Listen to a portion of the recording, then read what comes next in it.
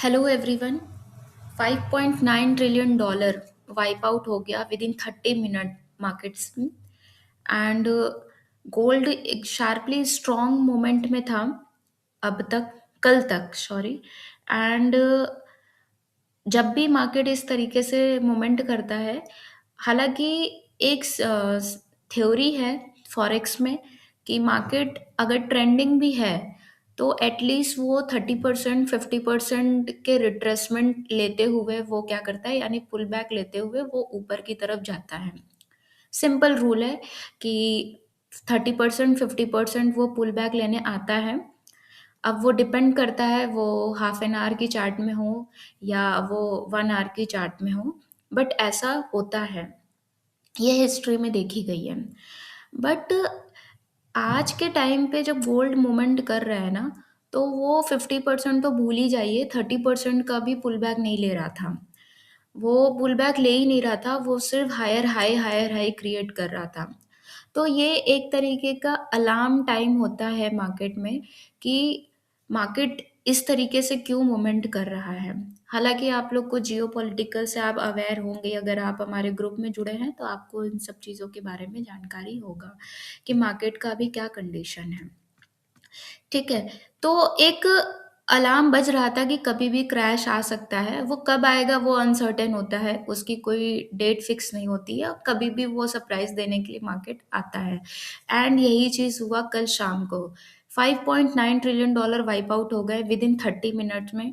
और ये कोई पहली बार नहीं हुआ है, 2022 में भी एक बार ऐसा हुआ था। यस, 2022 में भी मेरे आंखों के सामने ऐसा सिनेरियो मैंने देखा हुआ है। बाकी आप लोग कितने पुराने हैं मार्केट में, कमेंट करके ज़रूर बताइएगा। तो आपने कभी ऐसा क्रैश देखा है कि नहीं देखा है वो बताइएगा। बट मैंने एक दो बार एक्सपीरियंस किया हुआ है। खैर छोड़ते हैं, आगे बात करते हैं कि आज का सपोर्ट रेजिस्टेंस क्या है।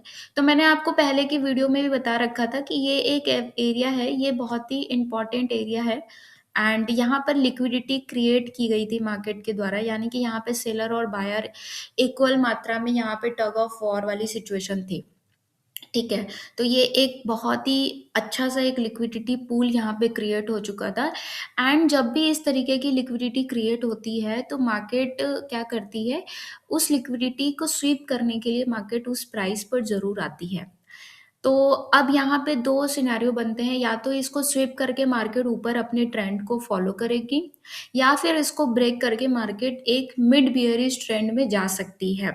ठीक है, तो करना क्या है अब हमारे लिए, क्या इंपॉर्टेंट है, इंपॉर्टेंट लेवल निकल रहा है हमारा, थोड़ा बड़ा एरिया है बट इसको ध्यान से देखिएगा।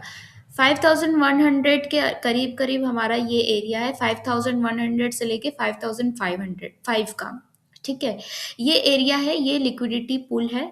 एंड मार्केट आप देखोगे तो कल जो शाम को क्या करी, एग्जैक्टली यहीं से एक पुल मतलब पुल बैक लिया, मार्केट गया 50-40% ऊपर गया, 60%, एंड फिर वहीं से वापस से मार्केट नीचे की तरफ गिर रहा है, अभी भी हमारे एरिया के आसपास है। तो इसके दो सिनेरियो हम लोग देखेंगे आज, हम बाय साइड भी देखेंगे एंड सेल साइड भी देखेंगे। सबसे पहले हम इंपॉर्टेंट एरियाज को मार्क कर लेते हैं, जिससे कि हमें थोड़ा सा आइडिया लग जाए कि हमारा जो टारगेट है वो कहाँ तक होने वाला है।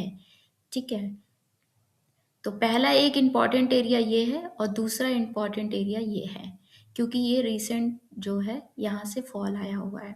ठीक है, एंड डाउन साइड में अगर हम देखेंगे तो हमारा इम्पॉर्टेंट एरिया एक ये बनता है,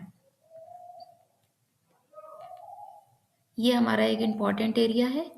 एंड उसके बाद हमें इम्पॉर्टेंट एरिया एक नीचे देखने को मिल रहा है, ये ये जो है ये एक इम्पॉर्टेंट एरिया है। ठीक है, थोड़ा ऊपर नीचे हो सकता है, आप अपने हिसाब से मैनेज करिएगा।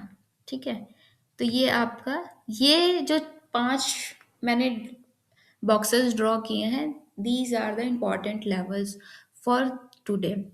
ठीक है, अब इसमें आपको करना क्या है, सिंपल है, मार्केट आपको दिख ही रहा है कि मार्केट अभी गिर रहा है, तो इसको गिरने दीजिए।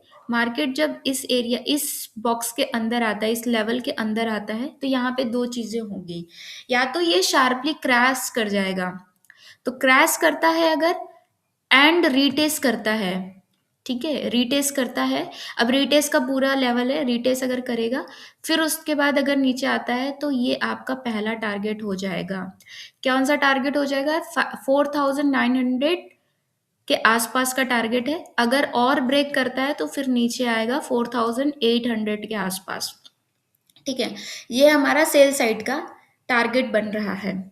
ठीक है, बाय साइड का देखेंगे तो मार्केट अगर यहाँ से गिरती है, मार्केट अगर यहाँ से गिरती है और यहाँ पर कोई बाय साइड का कुछ ऐसा पैटर्न क्रिएट करती है जैसे बुलिश इंगल्फिंग हैमर, ठीक है, बुलिश हरामी पैटर्न है ना, कोई भी ऐसा बुलिश पैटर्न अगर क्रिएट करती है तो डेफिनेटली मार्केट यहाँ से ऊपर की तरफ जा सकती है, जिसका पहला टारगेट हमारा होगा ये एरिया 5270 का एरिया है। फिर मार्केट थोड़ा सा पुल बैक लेकर उसके ऊपर भी जा सकती है, 5420 का एरिया मिल रहा है।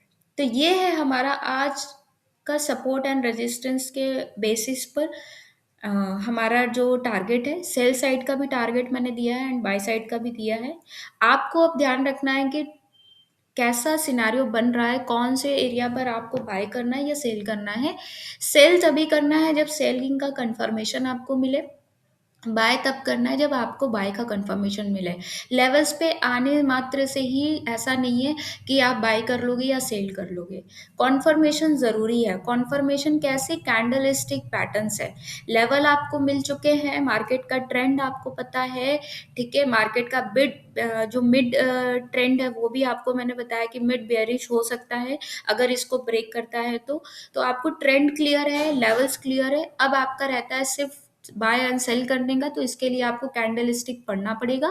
कैंडल स्टिक के अकॉर्डिंग आप यहाँ से सेल और बाय का ट्रेड ले सकते हो। Thank you.